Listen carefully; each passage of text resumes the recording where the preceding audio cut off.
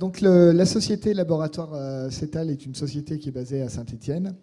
On emploie 80 personnes et notre métier est la conception de spécialités chimiques industrielles. Donc nous achetons des matières premières, nous les formulons et nous vendons donc des produits chimiques liquides à destination d'industriels pour l'hygiène, le dégraissage, la maintenance industrielle. Alors, notre démarche en éco-conception a commencé en 2004 et c'était une démarche interne puisque nous avons adopté le référentiel ISO 14001 au niveau de l'usine et on a principalement travaillé sur nos rejets et on a commencé par réduire de 70% l'eau que l'on utilisait pour le rinçage des cuves.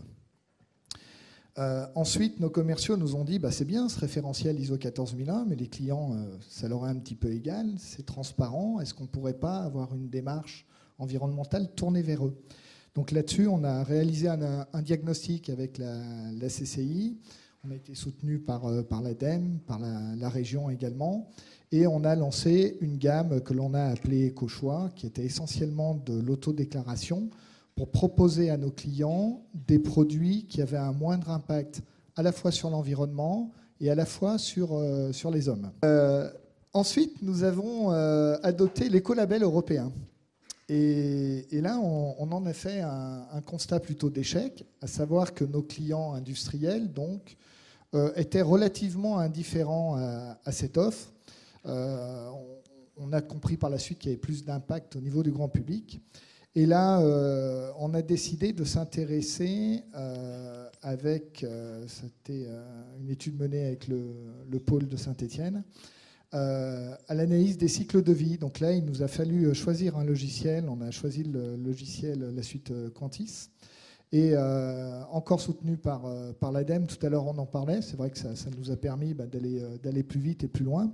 On s'est intéressé aux cycles de vie globaux de nos produits.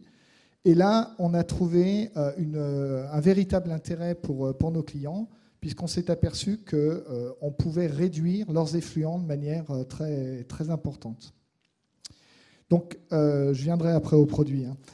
Ensuite, motivation, les motivations dans l'entreprise, il y a eu une volonté du dirigeant, il y a eu une pression législative. Je pense que c'est des choses qui, au niveau du site de production, nous ont poussé à attaquer des démarches en éco-conception. Une optimisation de nos process de production. Et puis, on va y venir, une volonté de différenciation marketing pour nos produits. Alors, les bénéfices pour l'entreprise en termes d'image ont été très, très forts.